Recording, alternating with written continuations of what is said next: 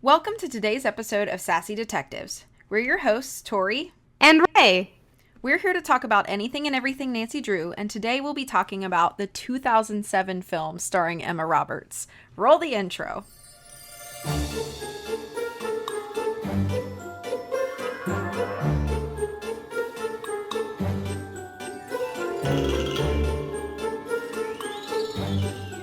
Okay.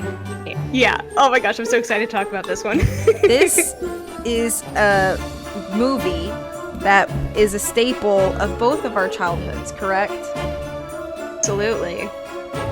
So, first of all, 2007, what an era. I'm to be alive. Yeah. So, big fan of movies that generally came out like in this time frame. Like, I just feel like they just have like a Oh yeah. a distinct like style and charm that's just very of its time. Let me see if there are like a few other movies of this era that I remember. Like, basically a ton of Disney Channel movies. I'm looking up the people also search for on YouTube. Not YouTube. What? On Google. There's Aquamarine, Hotel for Dogs, Princess Protection Program, Kit Kittredge. Oh my God.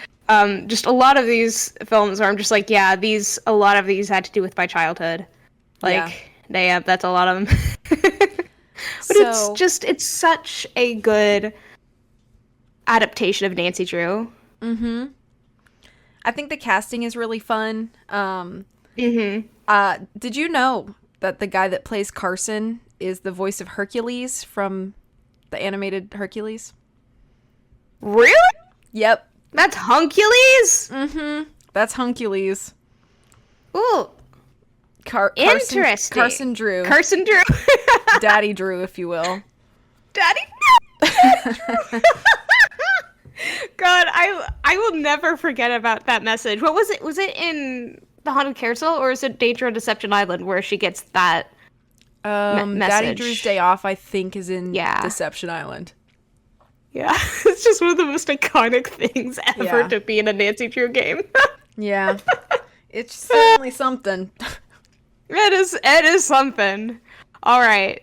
So do you want to jump in talking about the like plot or how the I want to talk about more of like the impact this movie had on my childhood Okay, sure. because like so this was about the era where I was like extremely into Nancy Drew because I got into Nancy Drew when I was like 5 and I started reading them and I was obsessed with them. I will say The Hidden Staircase was not great for a 5-year-old because I got super scared, but I didn't stop reading it. Like, I was extremely scared, and I was like, Mom, can you come and sit with me while I'm reading this so I don't get scared? Because I didn't want to stop reading it. And I was just obsessed with it. And then this movie came out, and my mom didn't want me to watch it because there was a scene of teenagers partying. Oh. But then a year later, I watched it, and I really liked it. And there's this scene where Nancy where they're talking about like wearing penny loafers and stuff because Nancy wears penny loafers. And so I got myself penny loafers because of this movie and I love them so much and I wore them out and I also wore them everywhere. And the day I had to stop wearing them was the day a chicken pooped a ton on my shoe. Oh. And so one of the shoes was completely covered in chicken poop, and I tried to clean it off, and I did clean it off, but it smelled like chicken poo, and so I had to throw away my loafers. What? And I was sad because those were my Nancy Drew penny loafers. What a story, dude. All because of Nancy Drew. Yeah. Because of Nancy Drew, you got chicken poop on your penny loafer. Yeah. Rip my penny loafers. They Rip were your burgundy penny too. loafer. Yeah. So that's a fun story that has to do with this movie.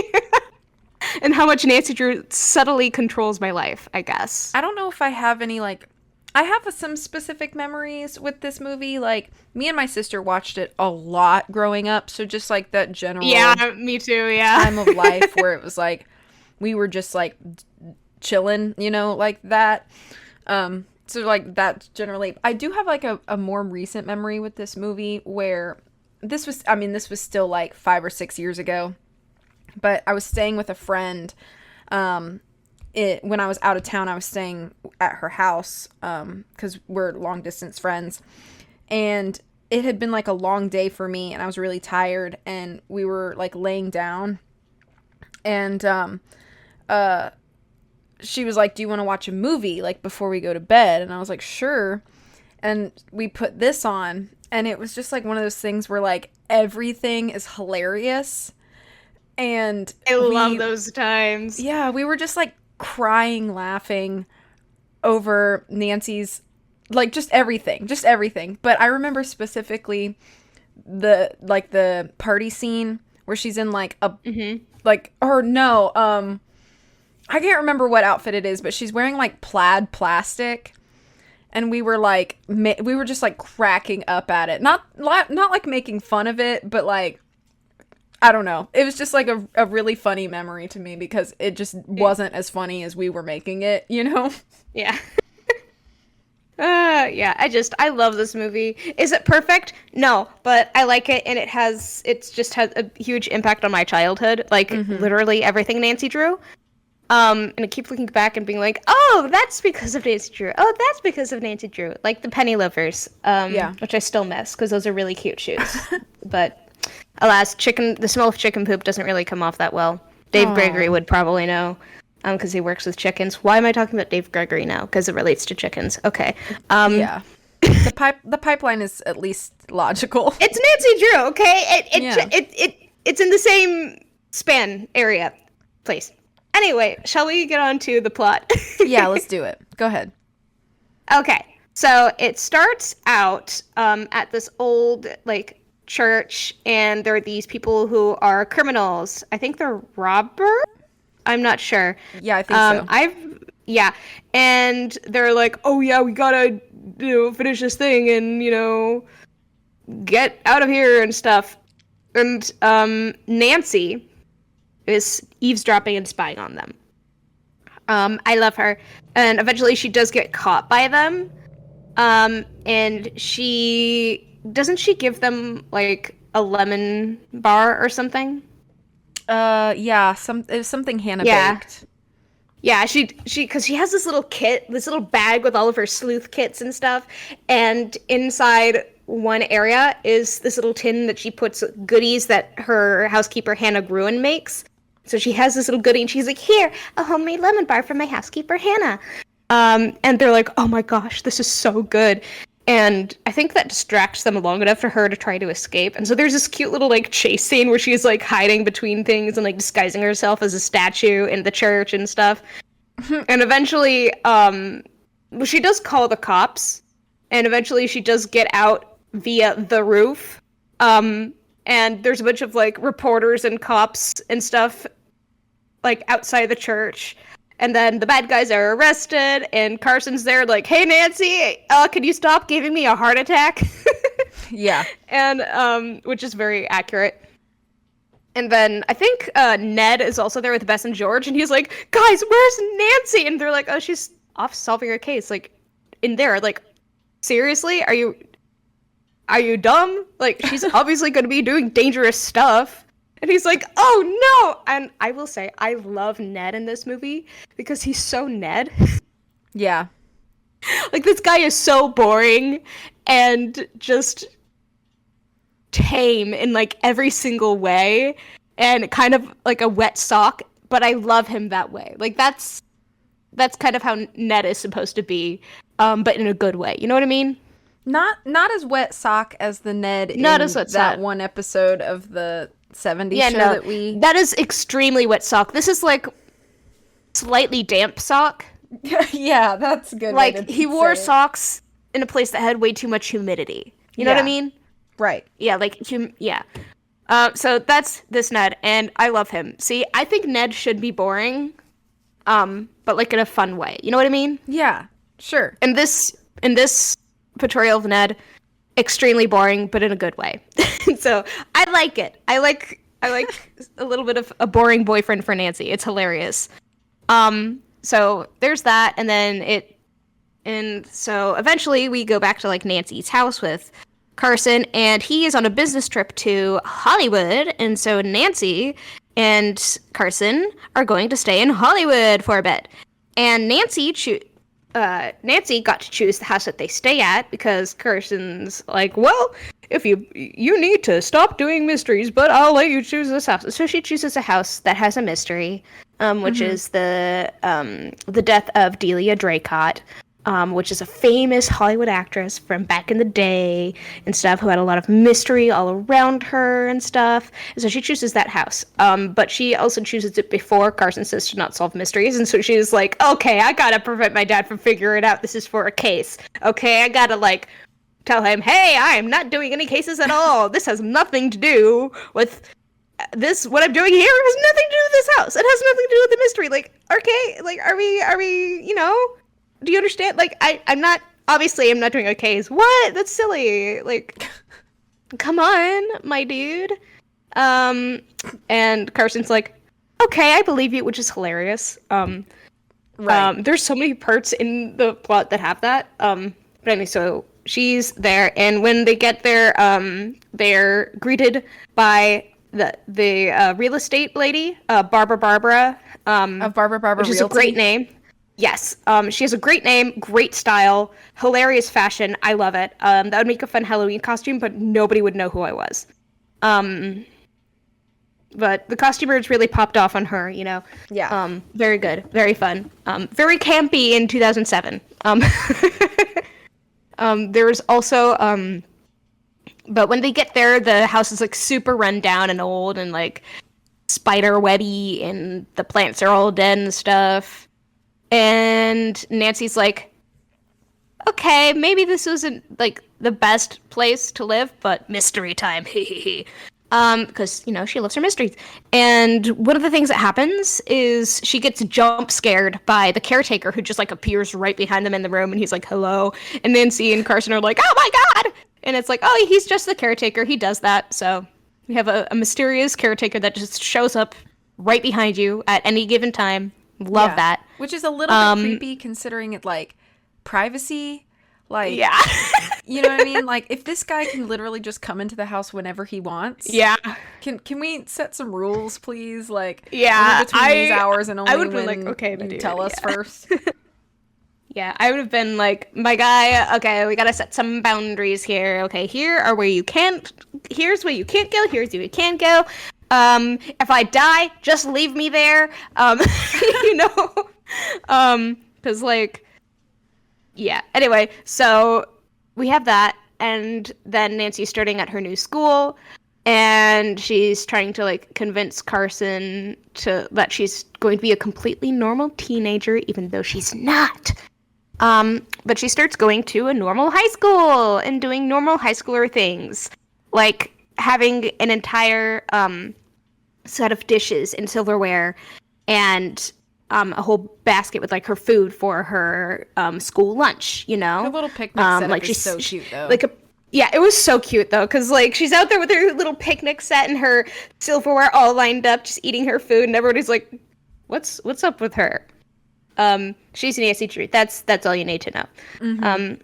And it's just it's funny, and then it shows her doing, like, normal high school things and stuff, and yeah, it is quite fun. Like, one of the things about Nancy trying to, like, fit in is that really the only friend she makes is this, like, younger boy at the school, named Corky. And I just Corky love that name. He is a really fun character. He has an older sister named Inga, and her best friend, I think, is named Trish.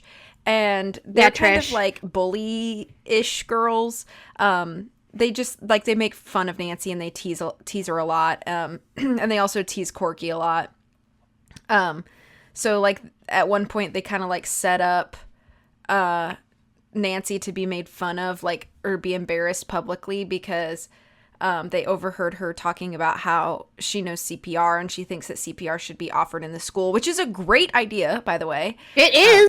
Absolutely. Nancy is right. Yeah. And so at, like, a basketball game or something, Nancy goes to, you know, sit and watch the basketball game, and they make Corky basically pretend like he's choking so that she'll give him mouth to mouth. And so it's, like, basically, like, you know, why would you kiss this boy or whatever. And so it's just like a really sad little moment of Nancy getting like embarrassed around her peers. But anyway, so like that's kind of like the B plot, I guess, while Nancy's like kind of trying to uncover clues about the Delia Draycott mystery. And she's doing all of this sleuthing like really, really secretly because she does not want her dad to find out because, you know, she made this promise that she wouldn't sleuth. So she basically starts trying to figure out, she's putting things like frames of Delia, like the last movies she did before she just stopped acting. And she notices a pattern where she's only ever framed from like the waist up. And so she has this theory that she may have been pregnant. And so Nancy like starts doing all of this research about children who potentially could have been like put up for adoption around the time that Delia would have been giving birth. So there's this like really, it's funny, there's like this series of scenes where Nancy goes to like the hospitals to try to find records, and then, you know, like adoption records and things like that. And she's just trying to get like names so that she can then try to find people with these names and ask them if they were adopted to just potentially narrow down, like, could this be a real thing? And, you know, would that help with this mystery at all? Like, is that a lead? So Nancy's kind of chasing this lead. And I really like this scene. I can't remember if it's the adoption record guy or just like the birth record guy, but he's like, no, I can't give you these things. Yeah. And she's like, oh, okay. Well, thank you for your time. For your time, here's a little like gift. And she gives him one of Hannah's blondies that she's made.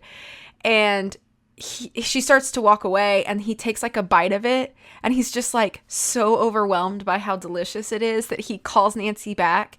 And he's like, here are the name of the pediatricians that were suggested around that time frame. Those records aren't locked, so you could go to those pediatricians and get their yeah. And she's like, oh, okay. And it's just funny how like twice in this movie Nancy basically gets what she wants by giving somebody a baked good, which I just think is so on brand.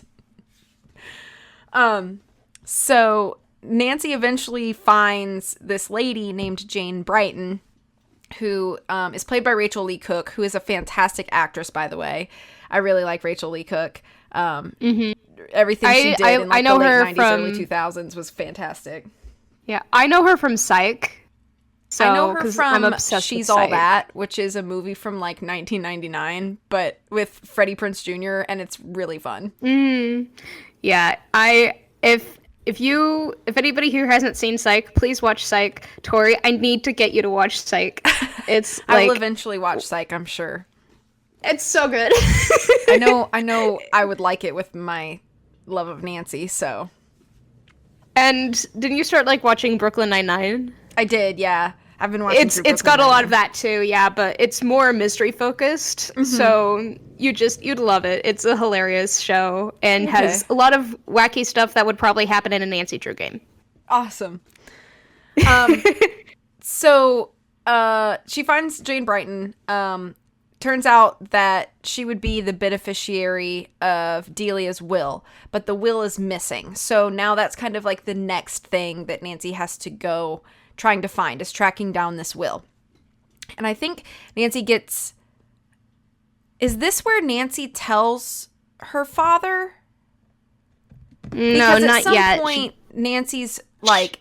She doesn't tell her father until later that she's actually doing a case.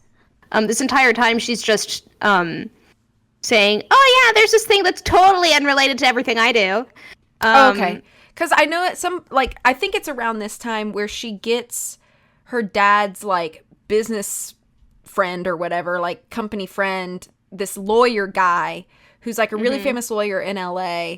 And she, like, basically asks him, like, if he has any leads or assistants. This is, like, the will is missing or something like that. Or I don't remember exactly, like, what she's asking him for. But I know at some point he steps in as a character, and he becomes more important later. Yeah. But I think it's around this time that she like meets up with him and is like, anyway. So, yeah, but she has a lot of other clues that she's talking about. Like, she finds a lot of letters in Delia Draycott's mansion to somebody who is named Z. Yeah. And a lot of people like, and you look through it, and she thinks that Z might have been her lover, or the father of the child or something. And so she's very like, I need to find out who Z is and stuff.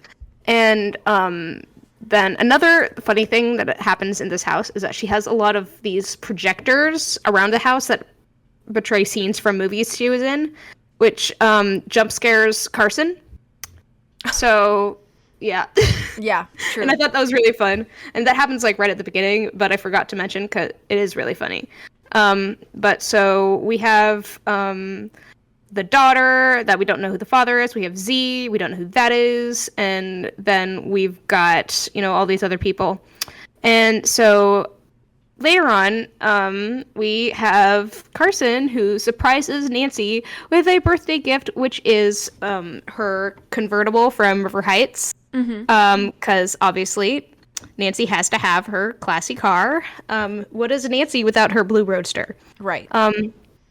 And the person delivering it is Ned.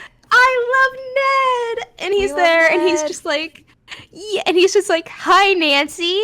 And eventually Nancy does let it slip to him that she is on a case and can't tell her dad, and he's like, okay, I can't stop you. And so, because it's Ned, he's not going to stop Nancy from sleuthing.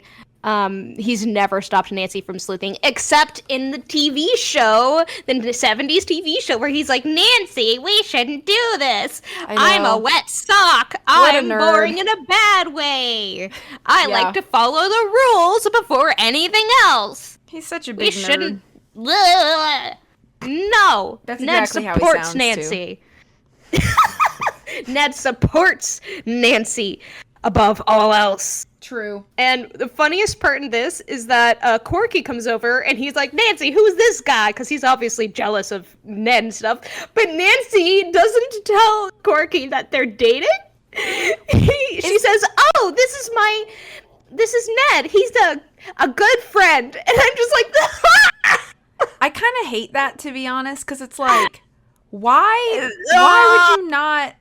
But at the same time, it's so accurate to who Nancy is. It is true. At least Nancy is consistently a jerk to Ned. She is always. It's like I love them, but I do think Ned could do way better. Oh yeah, like he needs a girl who is actually in love with him.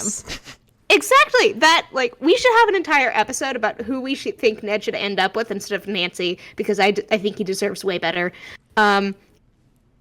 Let's put that on. We already have a Ned episode. We did. We need to have another one because I love him.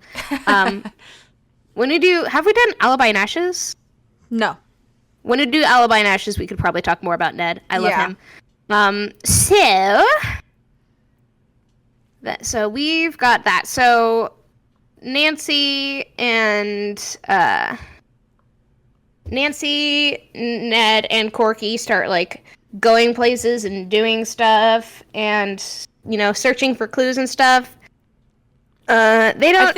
I think this is when they're like at lunch or something, and then Nancy.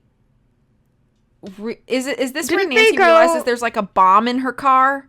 Yeah. And was it after they went to find the China box? Because I know she was watching movies, and in one of the movies, they said like the clue is in the Chinese box or something like that. No, I think that the bomb comes earlier, because there's a car chase / car crash where she gets taken later. Yeah. And I think that's after she finds the box. Because she finds the box, but she doesn't find anything in it because it was empty. Was that before or after? I think it was because she was with the two girls, because they were helping too. Yeah. And then later on, she's like, "Excuse me, I have to defuse this bomb." That's right, because Inga and Trish are there. I don't remember. It gets a little fuzzy here. Yeah.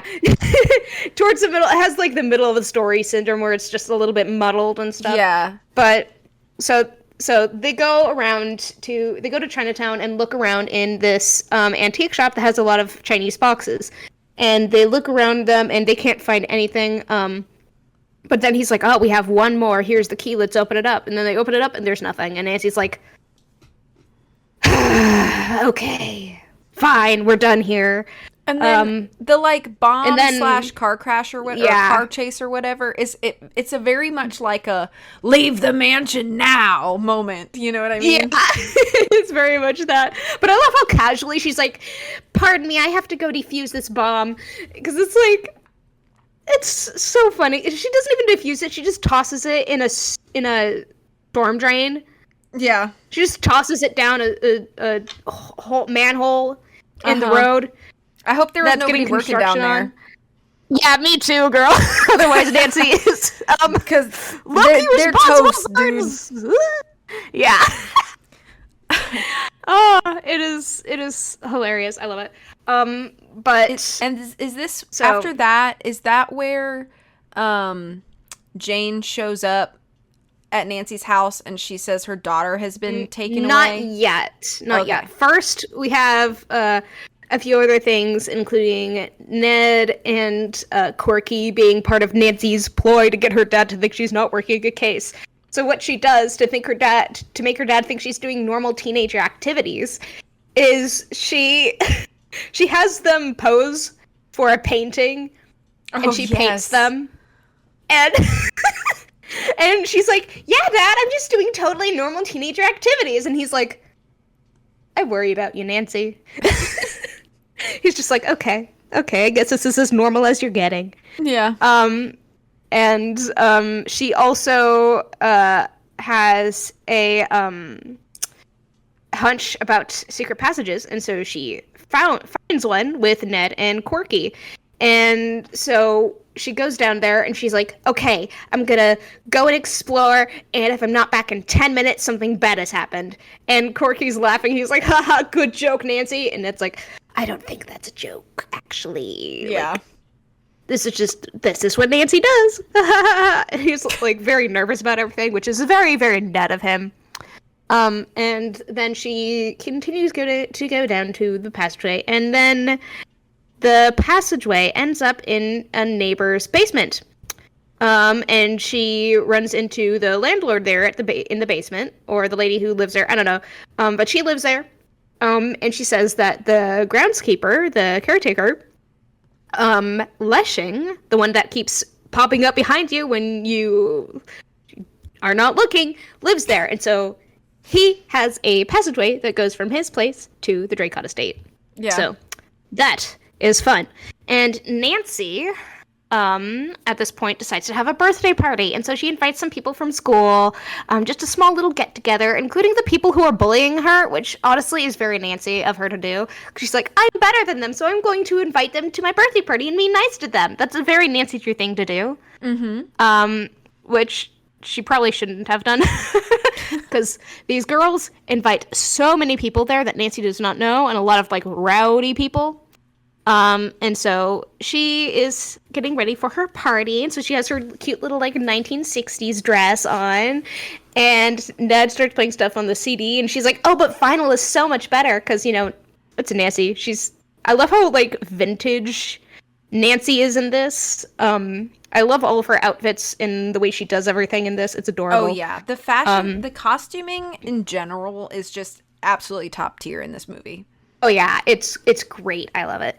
And so she has a party, and then people come over, and she's like, "Oh my gosh, hi! Oh my god, hi!" And there's so many people coming in. She's like, "Oh, I don't know you, but welcome. Please take your shoes off or wipe them off and stuff. Oh, you have a place for you to put your jackets over there, and we have some refreshments and stuff." Nobody's listening at all. Mm-hmm. Nobody cares. They're here to party and stuff. And so something that Nancy also does during this party is, while there's a lot of commotion going on, she calls Leshing, and she's like, "Hey, Leshing, can you get over here, like, real soon, please?"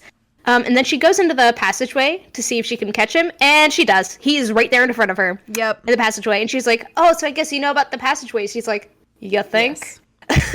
And then she asks, "Are you Z?" And he's like, "I think you should go back to your party." So he knows. Which he knows. I think it's a very odd time for her to decide to do that. Well, I think she was doing it at the party because if there's a lot of people there and she ends up going missing at her party, that she has witnesses. Maybe. That's just what I was thinking. I don't know. I always think if I'm going to do something risky, I should have a lot of witnesses. I guess so. Because then people will know exactly what happens. Somebody if they are Z, yeah, while you have a party raging behind you, it's just very odd. I mean, it's Nancy. That's true. Nancy is a little. She's not very special. demure sometimes. She likes to think she's mindful and demure, but she asks people about their dead relatives. Not very cutesy, you know what I mean? Not cutesy, not demure. I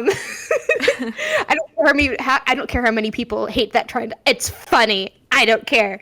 Will it die out in a few weeks? Probably. It's probably already dying now, but it's fun. I don't care. It's cute. It's cutesy. Anyway. So then after the party, so the party's raging and stuff, a fight breaks out right as Ned brings out his cake for Nancy that he probably made all by himself because he loves his girlfriend so much. Yeah. And it gets smushed to the ground by a guy who got in a fight, and then people start tearing down the decorations, and then Inga comes in screaming, "Oh my gosh, Trish is passed out!" And Nancy's like, she's like, "Does anybody know CPR?" And Nancy's like, "Is this another one of those incidents? Is okay? Like, we can't do that again." And she's like, "No, like, she's actually passed out." And so Nancy goes over there, and she is genuinely passed out. And she's like, "Is she allergic to anything?" And Inga's like, "I mean, she's allergic to peanuts, but she didn't eat anything." And then a guy in the corner's like, "Actually, I ate a peanut butter cookie, and we were making out."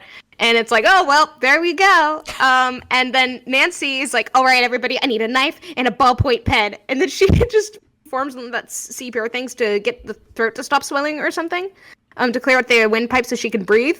Yeah. And everybody's like freaking out because, you know, she's doing a medical thing right in front of everybody at her birthday party. And she warns everybody, "I want to tell everybody here that you should not do this unless you have had medical training beforehand," and stuff like that. It's like, girl, I don't think anybody's going to try that. Yeah, no. And I love her so much for that. But then after she leaves, after, you know, the ambulance takes Trish and everything and the party's over, Inga's like, "Actually, Nancy, I think you're pretty cool. So one of these days, I think I should, you know, get you a new outfit or something. You know, just take you out to go shopping."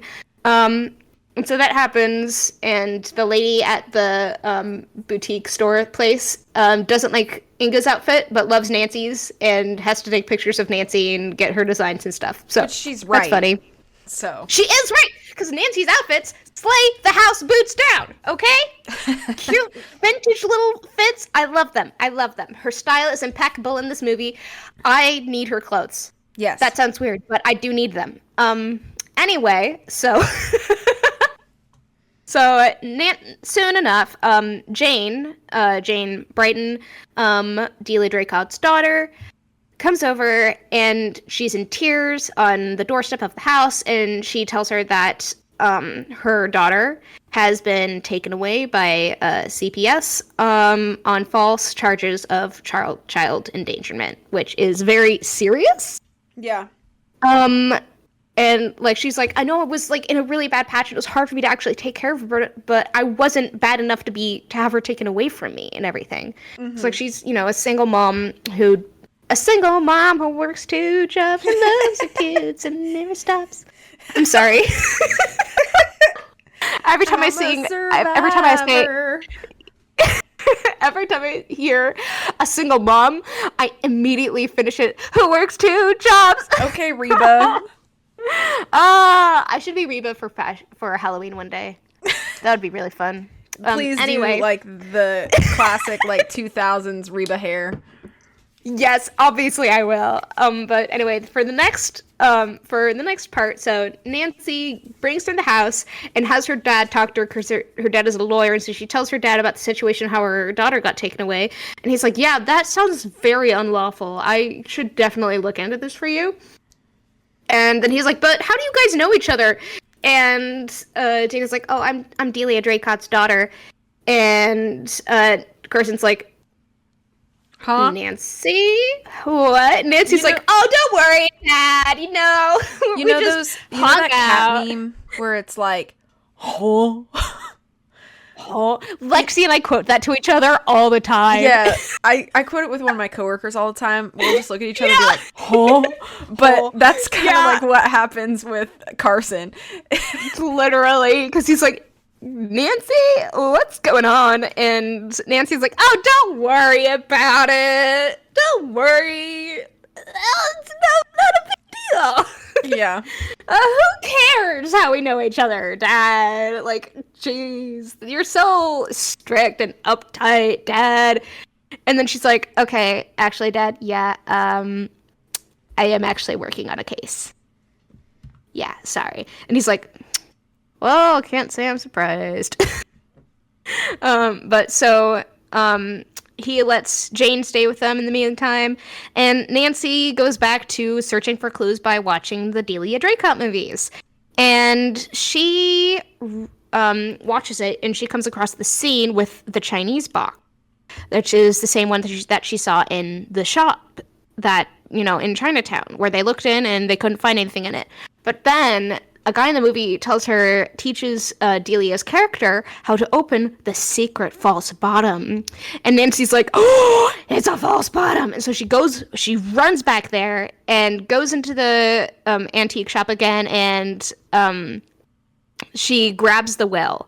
She finds it, and the guy's like, "You know what? It's yours. I didn't know it was in there. You just take it. You're the one who figured out everything, so you have fun with it." She's like, "Yeah, I will." And then she goes out and immediately is kidnapped by some dudes with a nice cloth that smells like chloroform.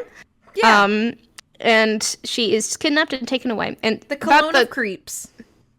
Yeah, and by comment that I say smells like chloroform, there's one of my favorite TV shows, Leverage. There's this hilarious part where one of the characters chloroforms a Mark, and she says, "Hey, does this rag smell like chloroform to you?" And she puts it on his nose, and it's the funniest thing ever. And so whenever there's anything involved with chloroform, I think of that scene, which is a great way to get people to smell the chloroform, I guess. But so they kidnap Nancy. And she wakes up on these, like, neon letters for signs and stuff in an old theater, like in a back room. And she wakes up on them. She's like, I still have all my stuff with me, except for the will. And so she's, like, sneaks out, and she is on, like, the scaffolding above the audience. Because the guys are, like, watching a little movie together instead of watching her. And so they are just watching the movie, and one of the guys is like, "You should go check on her," and he's like, "Just wait a minute, I want to watch the movie." And meanwhile, meanwhile, Nancy is climbing up the scaffolding and finds the will below her on a table. And so she takes a little thread and a paperclip, and she uses it as a little fishing pole to get it up, which is such a stupidly Nancy Drew thing to do. Not stupidly, but you know what I mean. It's extremely Nancy. So Nancy, yeah. It's giving the wand with gum at the end of it so she can grab a puzzle piece in the final scene, Mm-hmm. Stuff like that. It's very, very Nancy Drew. Very point and click mystery of her to do. So then she escapes. Yay! I forgot how she escapes. I think she just runs, right? She escapes, yeah. And she jumps onto a garbage truck, and the garbage truck gets away, and then she gets into her car, which was on the side of the road somewhere, and she finds it, and she drives, but then somebody, they're chasing her, and they drive into her. And, then she gets taken to the hospital, and her dad is called, and he's like, Nancy, oh my gosh, I mean, you're doing reckless driving, I guess. Oh wait, no, she doesn't tell her dad about the case yet. I got that mixed up. So she hasn't told her dad about the case when Jane comes over. He just thinks it's weird, and Nancy's a weird kid, which is correct. But then she gets in a car crash, and her dad is like, well, I can't say I'm surprised about you working a case. Yeah. Because that's extremely you. And then she goes with her dad and his coworker. I forgot how to say his name. The lawyer guy. His name is something lawyer like guy. Biedermeyer or something. Biedermeyer, yeah, something like that. But then she goes with him and her dad in the car, and because her dad's coworker friend Biedermeyer said he could look into the CPS case with Jane and her daughter. That's what he and Carson were working on. And then when they're in the car together, he signed some paperwork with her dad, because, lawyers do signing paperwork a lot. And he signs his name with a very large Z. He's like, and she's like, oh, that's cool signature. And he's like, yes, Z, for my middle name, Zachary. And she's like, yep. Oh. And so he also used to be her manager back in the day. So it's like, Delia's, the not pieces Nancy's. Everything is, yeah. So, everything falls together, and Nancy's like, I need to get out of the car. And so she just jumps out. She literally says, hey, Dad, we should not be in this car. And he's like, why? And then she just leaps out. I love her. Uh-huh. She has no chill. I stan her. But then, so she goes right back to the house, but then as she's in the passageways, Biedermeyer catches her. And he is like, where's the will? And she's like, I'm not going to tell you. And because she's like, if I don't tell you, that is my insurance that you will not kill me. Because you need to know, you need me to be alive for me to tell you about the will. And so he's got to like squeeze it out of her and stuff. And she's like, nope. And then she's like, but why did you kill Delia? And he says it was because she started to go a little crazy after she gave birth and went back into the public. And then he tells her that he wasn't the lover, but that Leshing was her lover, the caretaker, the one that knows all the passageways everywhere. And so he is the father of Jane and not him. And so, and he also is like, just give me the will because I have to have her estate. Because he currently has the estate. And if he loses the estate to her daughter, he's going to lose a ton of stuff. Right. And, he's also going to be outed for being a murderer, which is not great. But you probably shouldn't murder if you don't want to be labeled a murderer. I mean, I'm just saying. I mean, yeah, that's pretty, self-explanatory for me. Like, yeah, same. I personally think it's a good idea to not murder people. Same. Most of the time. Like, sometimes I'll be like, yeah, I think you deserve a little bit of murder. But most of the time it's like, I personally wouldn't do that right now. But anyway, so then he takes her out into one of the living room areas with all his henchmen and stuff, and then he's like, kill her. One of them grabs a gun. She's like, oh no, actually a gun, it's gonna be really messy to clean up my murder. Because, there's gonna be blood and stuff everywhere, and that'll be a lot to clean up and a lot of DNA evidence. So another guy starts like, okay, I'm gonna like strangle her, and she's like, no, actually that will leave identifiable fingerprints and other traces. And then they're like, well, how do you think we should kill her? And then I almost said Lexi, that's my sister. But Leshing comes out from a secret passageway with a shovel and smacks them in the head. And yay. I love it. And then Biedermeyer is like, oh my gosh, this is awful. And then she's like, oh yeah, actually, I also have this. And she pulls a recording device from her pocket. And she's like, yeah, I recorded literally everything you said. So, you're cooked, bro. And so he is then arrested because they call the cops. Nancy tells Leshing about Jane and Jane's daughter and that he's both a dad and a grandpa. And then he meets Jane, and it's like really, really sweet because, Little family she reunion. has she has a home, she has a dad, she has her daughter, because they also get her daughter back. And when Jane goes back to get her daughter, Leshing is there with them, because it's Carson, Nancy, Jane, and Leshing. And it's really sweet seeing the guy who was like always jaded and everything just become like, hey, I'm a grandpa now, and I'm gonna be happy about it, and I have like a reason to be happy. And it's like, oh, it's so sweet. I have a little bit of an analysis about this too, because I think that one thing that's so nice about like Jane and Leshing kind of finding each other is that they both get like pieces back of Delia that they no longer had. So like Leshing obviously was in love with Delia, and so Jane is like literally their child, and so now he has like a piece of Delia back, and Jane did not know her parents but has always kind of like yearned for that. And so now she has her father, which in turn, you know, she can learn about her mother and who she was. So I just think it's a really nice little thing. Yeah, and it's also really cute because in the scene where Nancy first meets Jane, there's like a little montage thing where it kind of shows that Jane looks a lot like Delia. And so she's like, oh yeah, this is definitely Delia Draycott's daughter and stuff. And so like when we know that she looks like Delia and having Leshing like see that, oh my gosh, this is Delia's daughter and stuff, like it's really sweet. And I just love it. Yeah, it's very good. Very, very emotion, heartbeat, yeah. That's really bad wording, but you know, it gets a point across.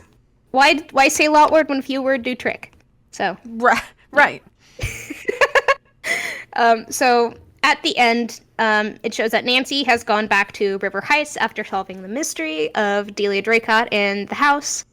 And Jane, who is now the rightful owner of the Draycott estate, she opens up a home for single moms who can't afford to live anywhere else, which I think is like a really sweet thing, because a lot of times there are a lot of single moms in those situations.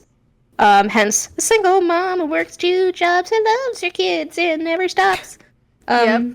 So, so that was really sweet. And then Leshing is there, still working at the caretaker and taking care of everybody there, and it's really sweet. And so Nancy is like, well, now I'm depressed.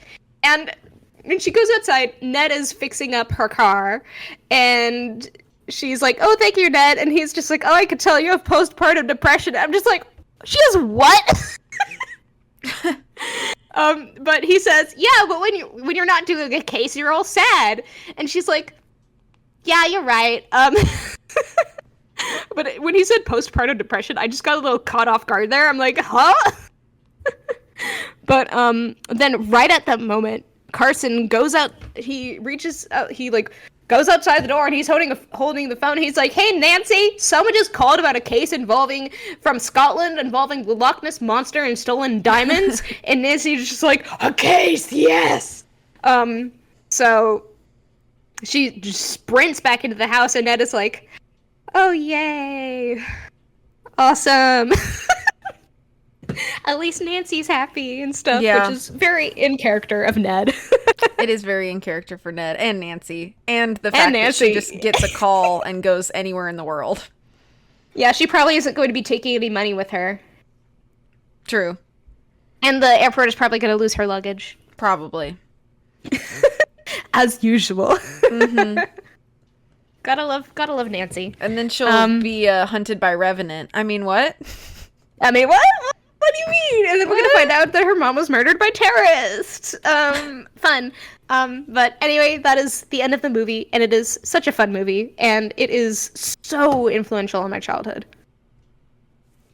Yeah, it's very good. I have so many good memories attached to this. Mm-hmm. Yeah, it's just, growing up as a Nancy Drew kid with the books and the games, and also having this movie, like, oh, it's the trifecta of Nancy Drew stuff, Yeah, it's sure trifecta is. Of, I'm obsessed with Nancy Drew. Isn't that right, Sonny? Because I named my cat after a Nancy Drew character, and he's sleeping right now, so. Last time we recorded, he was not sleeping. This time he is. He's a very sleepy boy right now. As soon as we get off this call, he's probably gonna go into, like, kitty zoomy mode, which is gonna be fun. But, yeah, this movie just has a very, very special place in my heart. And I think we need more movies like this, and like, that genre of like 2000s films that are full of whimsy and fun, like Night at the Museum and They're stuff. just like all a little and bit Nancy goofy Drew. and tongue in cheek. Yeah, they're just a little goofy, tongue in cheek, and they have fun plots that are adventurous and stuff. And I love them, and I miss them. And they don't make movies like that anymore. Or maybe they do. They just get outdone by other movies. But I need more adventurous, fun movies like this. Because, I also need a movie with the costuming again. Because this costuming in this movie, mwah, flawless. Yeah, it's good. Okay? No notes. If it wasn't the perfect thing Nancy was wearing, it was so disgustingly 2007 that I loved it. So it was good. Just extreme. It was either cute vintage stuff or extreme 2007 in the best way. Also, I feel like I want to share another fun fact, because I know some fun facts about this movie. Yes, please, please. Mostly about the give cast. us all the fun facts. I already told you that Carson was Hercules. Yes. But Amy Bruckner, who played Bess Marvin, and she was also like on the Disney Channel a bit and like a few other shows, kind of in that era. She retired from acting. Did you know she is an attorney now? Oh, that's fun. Yeah. So she just be doing the law stuff. Bridget Mendler-Core. Yeah, basically. I'm trying to look at, because all I know is Rachel Lee Cook from Psych. Because I love Psych, if you can't already tell. And then we had one of because I know I used to also watch The Flash, and Danielle Panabaker's sister was in this, Kay Panabaker, and they look exactly the same, basically. And so I would watch like certain Disney movies where I'm like, I can't tell which one is which. Because you can't. I can, but I think it was just because I watched so much like Disney Channel in that era that like I just learned their faces. Listen, it's iconic. Mm-hmm. It's just got iconic stuff. And they also have Daniela Monet as Inga. Oh yeah, Daniela Monet is Trina Vega. Yeah, and she's Trina Vega in Victorious. Yeah, so. she is literally like an icon. Yeah, and I have never seen Victorious. I just know it from like the internet videos and the Quentin Reviews 8-hour videos. So. Wow. Yeah. Okay, Victorious is such a funny show, and I know so I could like quote a lot of that show to you. Yeah. And I have a reference to it in my key expansion pack for Cards Against Nancy Drew. So if you can guess what the reference is, I would like, you already know it because you've seen the cards. I don't remember all the cards though. Oh, it's really fun. I'll tell you about it after. Is it about Chicago? Is it the Chicago? Chicago? No, reference? It's not about. It isn't the Chicago one. Is it about Bibble? It's about a character. It's not Bibble. No, when I think about Bibble, I think about Barbie Bibble, not Victoria's Bibble. So, also Stan Bibble. Oh, I almost did my Bibble impression. Oh, that would be terrifying. So, yeah, that's all I know about the cast. Your Victorious references in your Nancy Drew cards. I'll tell you after, but yeah. Anyway, the movie is iconic. It's Go great. watch it if you haven't. It really is a fun time. Shall we rate it now? Okay, yeah. I would rate it. So for the plot, I would probably rate it like a 7. Mm-hmm. Because I do love the mystery of it, but it does get dragged down by like the teenage high school stuff that Nancy's doing. And it does have like that campiness to it, but I still like it, so it's a solid 7 for me. Mm-hmm.